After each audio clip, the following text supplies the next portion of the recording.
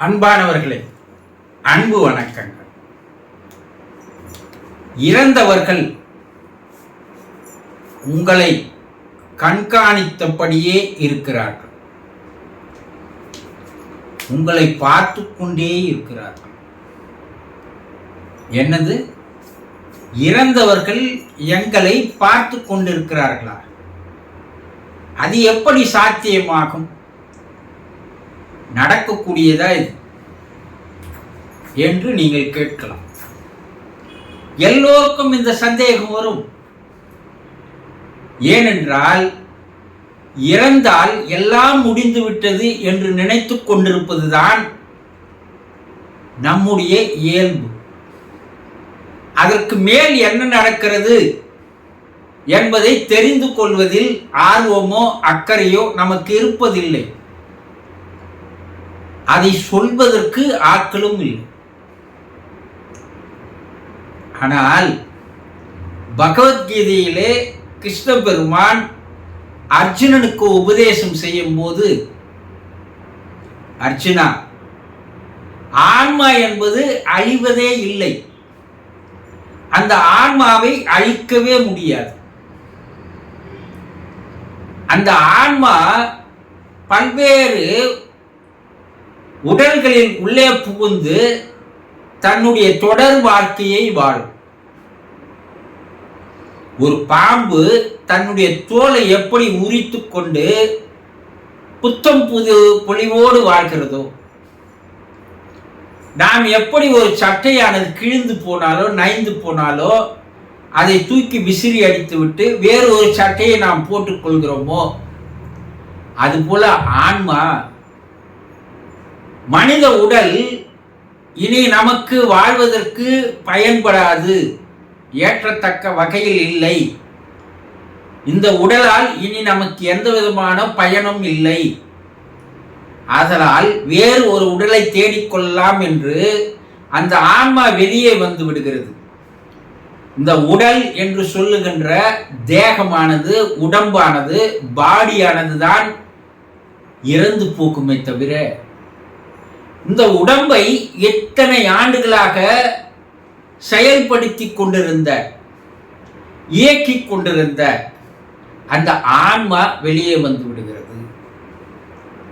அந்த ஆன்மா இறப்பதில்லை. அதற்கு அழிவு என்பது இல்லவே இல்லை. அதைத்தான் நாம் ஸ்பிரிச்சுவல் பாடி, மேக்னட்டிக் பாடி என்று அழைக்கிறோம். ஒரு மனிதன் 3 விதமான உடல்களை கொண்டு வாழ்பவன். அதை முதல்ல தெரிஞ்சுக்குங்க. த பிசிக்கல் பாடி, கண்ணால் பார்க்கக்கூடிய இந்த உடலுக்கு தூல உடல் என்று பெயர். இந்த தூல உடலுக்குள்ளே மைண்ட் உடல் என்று இருக்கிறது, மன உடல். இந்த மன உடலுக்குள்ளே ஆன்ம உடல் இருக்கிறது. Physical body, spiritual body, magnetic body. தூள உடல், சூக்கும உடல், அதிசூக்கும உடல். இப்போ இந்த தூள உடல் இறந்து போவதை தான் மரணம், இறப்பு, சாவு என்று சொல்கிறோம். ஆனால் அதற்குள்ளே இருந்தது பார், ஆன்ம உடல், மன உடல், இவை இரண்டும் மேலே போய்விடுகிறது. மன உடலும் இருக்கின்ற வரை இருக்கும். மன உடல் இல்லாது போகும்போது ஆன்ம உடல் மட்டும் நிலையாக இருக்கும். மன உடலுக்கும் அழிவு இருக்கிறது, ஆன்ம உடலுக்கு அழிவு என்பதே கிடையாது. அந்த ஆன்ம உடலுக்கு இன்றைய ஆவி உலக ஆராய்ச்சிகள் தெள்ளன் தெளிவாக கண்டுபிடித்து சொல்லி இருப்பது, அந்த சூக்கும உடலுக்கு பார்க்கும் திறன் இருக்கிறது, கேட்கும் திறன் இருக்கிறது, பேசும் திறன் இருக்கிறது. 3 புலன்கள் நன்றாக வேலை செய்கிறது என்பதை கண்டுபிடித்திருக்கிறார்கள். அப்போ அந்த இறந்து போன உங்க வீட்டில் இருந்தவர்கள் இறந்து போயிருக்கிறார்கள் இல்லையா? அது தாயோ தகப்பனோ கணவனோ மனைவியோ பிள்ளைகளோ யாரோ ஒருவர் எதிர்பாராத வண்ணம் இறந்து போயிருக்கலாம் இல்லையா?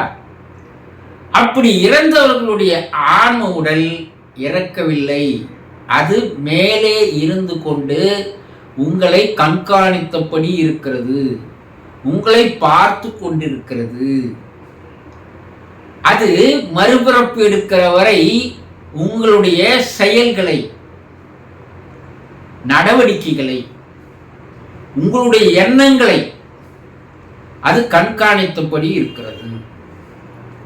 ஏன் அந்த ஆன்மா கண்காணித்தபடி இருக்கிறது, பார்த்து கொண்டிருக்கிறது என்றால், உங்களை விட்டு பிரிந்து வந்து நீங்கள் எப்படி இருக்கிறீர்கள்?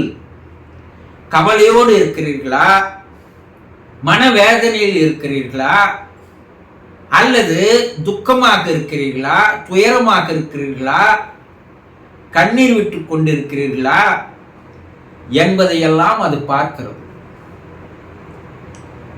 அதே நேரத்தில் நீங்கள் அவர்களுக்கு செய்ய வேண்டிய நன்றி கடனை அந்த ஆன்மாவுக்கு செய்கிறீர்களா இல்லையா என்பதையும் பார்க்கிறது. அந்த பிரிவு, இறந்து போனவருடைய ஆன்மாவுடைய பிரிவு உங்களை எந்த வகையில் எல்லாம் கவலை கொள்ள வைக்கிறது.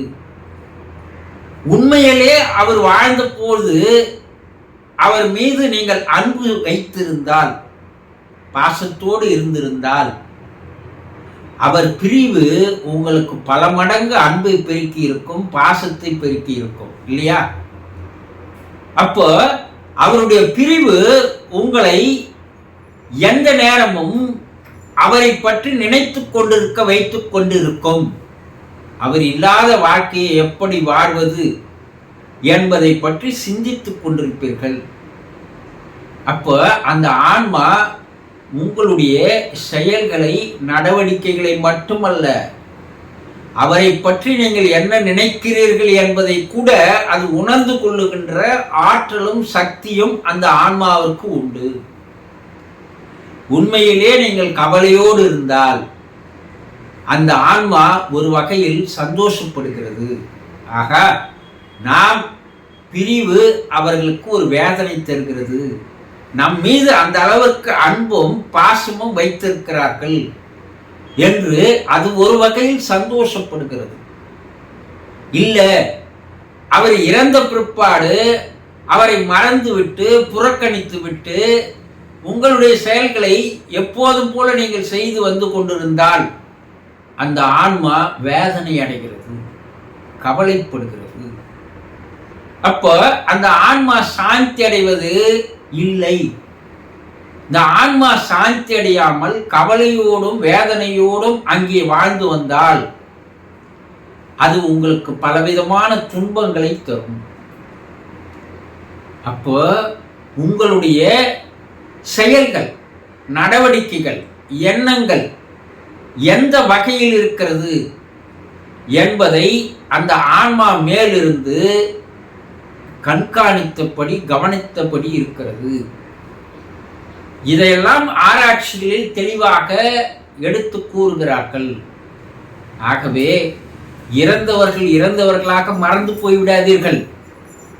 அதோடு அவரை புறக்கணித்து விட்டு உங்கள் வாழ்க்கையை வாழாதீர்கள். அவர்கள் உங்களுக்கு செய்த செயல்களை நினைத்து பாருங்கள்.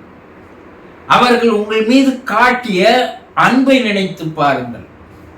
உங்களுக்கு எவ்வளவு ஒரு பாதுகாப்பாக இருந்தார்கள் என்பதை சிந்தித்து பாருங்கள். எப்போது உங்களுடைய மனம் அவர்களுடைய மனதோடு ஒன்று சேர்கிறதோ அப்போது அந்த ஆன்மா சாந்தி அடைகிறது, அது மறுபிறப்பை நோக்கி செல்கிறது. அது வரைக்கும் அந்த ஆன்மா உங்களை கண்காணித்தபடி, பார்த்தபடி, கவனித்தபடி தான் இருக்கும். நீங்கள் அந்த ஆன்மாவிற்கு சந்தோஷத்தை தரப்போகிறீர்களா, துக்கத்தை, கவலையை தரப்போகிறீர்களா என்பது உங்கள் நடவடிக்கையில் தான் இருக்கிறது என்பதை தெரிந்து கொள்ளுங்கள்.